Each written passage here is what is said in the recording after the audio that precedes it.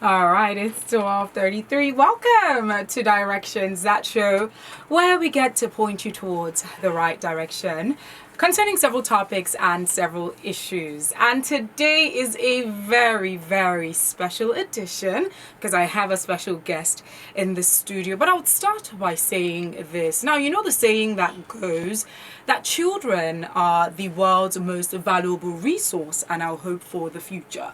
I would add to that quote by saying if you want to predict the future, just take a look at the quality of children that we are raising.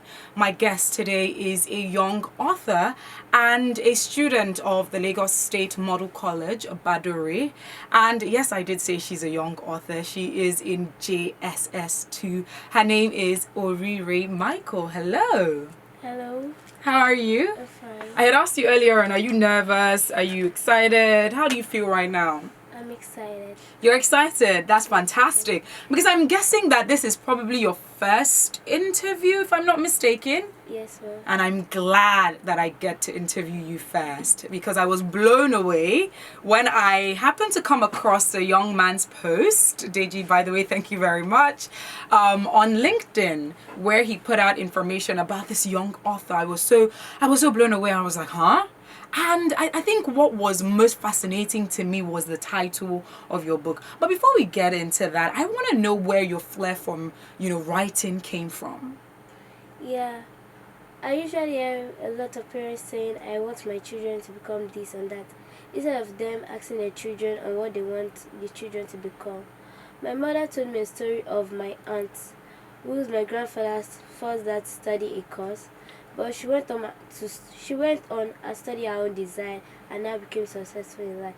So I decided to write this storybook so that I can encourage parents to allow their children follow their dreams. That is fantastic. That's phenomenal, matter of fact.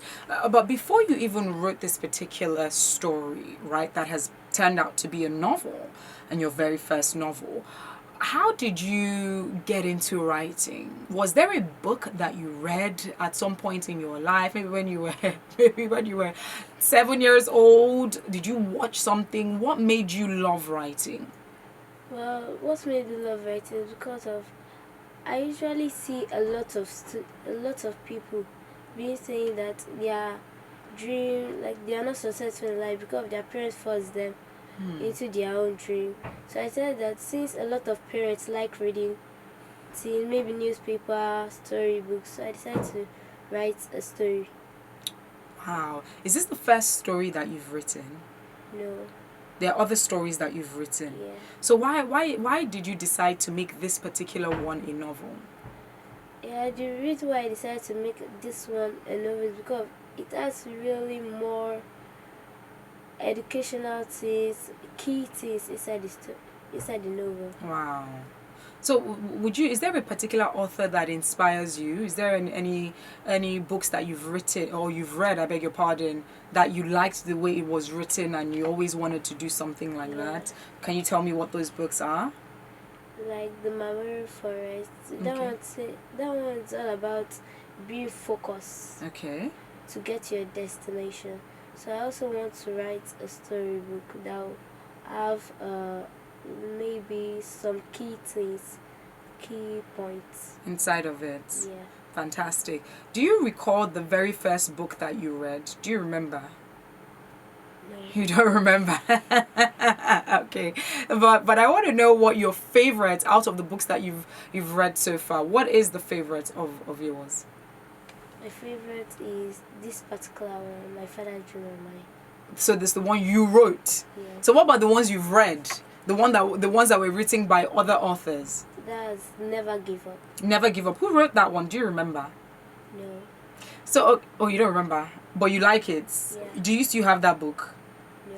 So where did you get the book from? From our library. Oh, from your library at school? Yes. That is fantastic. I want to know how long it took you to actually write this book, because I can see it right here. So for those who cannot see this, we're going to have the videos up on YouTube as well as on Instagram. I can see this right here, and I see that it is a 28-page book. It's about 27, 28. So yeah, 28, and then 29th and the 29th and the 30th have like vocabulary development and all that. So essentially it's 28 pages that you are able to end up with. So how long did it take you to write this book? Half a year. Half a year?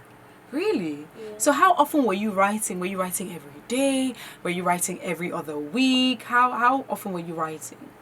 Well, anytime we have meet and break, I usually use every day to write the novel. Okay. So just when you're on break only. Yeah. When you're at school, you're just focusing on school. Yes. So when you started writing, were your parents encouraging you? Did they say stop writing in that book? Because I remember your mom said that you've been writing in different places. Even her church book.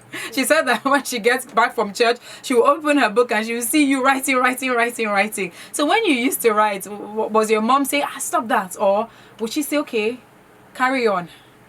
Yeah, she tell me carry on, but she would tell me there are books that can write stories, not any type of book. So ever since she said that, were you following and obeying what she said, or sometimes you sneak and you write it inside another type of book? No, I was following her. You were following her. I want to know what the most challenging thing was for you to write this book, because when I hear older authors talking about writing, a lot of times you mentioned it took you 6 months. There are some people that it's taking like 2 years, 3 years to write one novel, right? And they give different reasons, which are challenges that they have faced and difficulties that they have faced. But for you, I want to know what the most difficult thing was when you were writing this novel. Well, the difficult thing was the challenges the boy faced in order for him to become successful, follow his dream, have passion in his dream, instead of following his parents' dream. So before we get to that, the challenge inside of the book, but for you, when you were writing it, was there any difficult moment for you? Were you always ready to write? Were the ideas always coming when you wanted to write? Were there times where you really wanted to write, but nothing was coming to your mind? So what challenges or issues did you face when you were writing this? No, I didn't face any issue because I usually have inspiration. Then I'll write it down. Then at my leisure time for actually writing the novel, then I'll carry it and write it. I like that you said inspiration. Where do you get your inspiration from? Well, my inspiration are from different movies. Okay. I can just pick up one or two things, then join together, then make a storybook. Okay, that's fantastic. Now, when you started writing this book, apart from your parents knowing, did you tell other people that you were writing a book? Did your friends know? Did your teachers know? No, it was only my friends that knew about it. Oh, did your parents even know? Yeah. Oh, they knew about it, but your friends knew about it as well. And have you told your teachers about it? No. Why? I was shy. You were shy. But you wrote a whole book. It's not everybody that can write a whole book that is like this, especially with this type of topic. So now that you've finally written it and you've published it, don't you think it's time to tell your teachers? My teachers already know. Okay, they know now, but prior to that, they didn't know. So I want to know what your teachers have said about your book so far. You said that there is a key point. There are many lessons a parent could learn from it and would actually make their children be successful in the future. Wow, that's amazing. And now, just speaking about those key points, I want you to go to your favorite part of this book, because you're the one who wrote it. I want you to go to your favorite part, and I want you to read a couple of lines for us from your favorite part. Do you know your favorite part of the book? Yeah.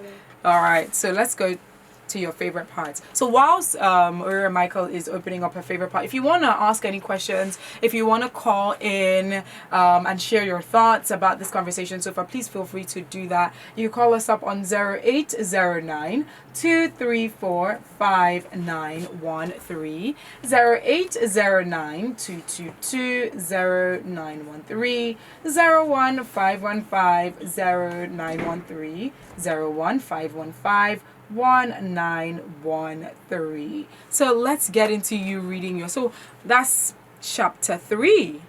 Okay, so let's hear you read that.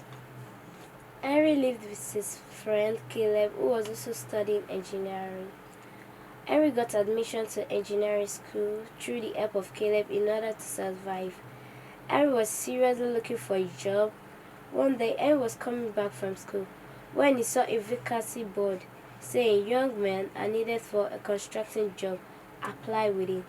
Henry said to himself, I really need money for so many things. Maybe I should apply for this job since it's in line with what I'm studying. So Henry applied and he was called for the interview. Henry went early on the day of the interview and was interviewed and got the job. Okay, is there another part you want to read for us? Yeah. Okay.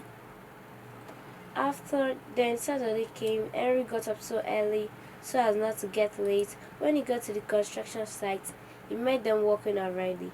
The manager came and introduced them to other workers and gave him his task, which was to fill up 2 drums with sand and mold 20 blocks for that day. Henry did that for about 2 years, and after 2 years, it was agreed to collect his whole salary. When he reached there, he got the shock of his life. When he got there was no single activity going on there, except the gateman who was trying to lock up some room. Alright, before we carry on with that, we just need to take a very quick break, and right after that, I really want to know why he got the shock of his life. Stick around. A day to remember in the history of our dear country, Nigeria. 9 wise men from the north who were governors came together on June 8th, 2022 to stand for equity and fairness in the interest of our nation, Nigeria. They buried personal interests for the unity of our country. They supported the call that power must shift to the south in 2023. They chose a Nigeria agenda. We salute our brothers and sisters in the northern part of this country who, in spite of their votes advantage, continue to propagate the unity of Nigeria by promoting rotational presidency between the north and southern part of the country. We're not done. We're taking a break. Where did you go to? Vote